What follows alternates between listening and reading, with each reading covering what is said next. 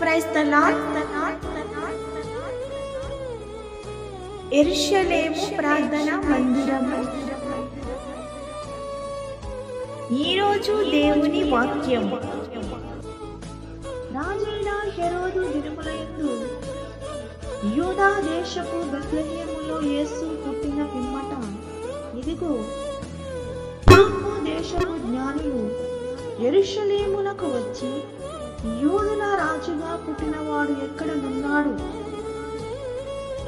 తూర్పు దిక్కున మేము ఆయన నక్షత్రమును చూచి ఆయనను పూజింపవచ్చితిమని చెప్పిరి. మత్తయి సువార్త 2వ అధ్యాయం 1-2 వచనం.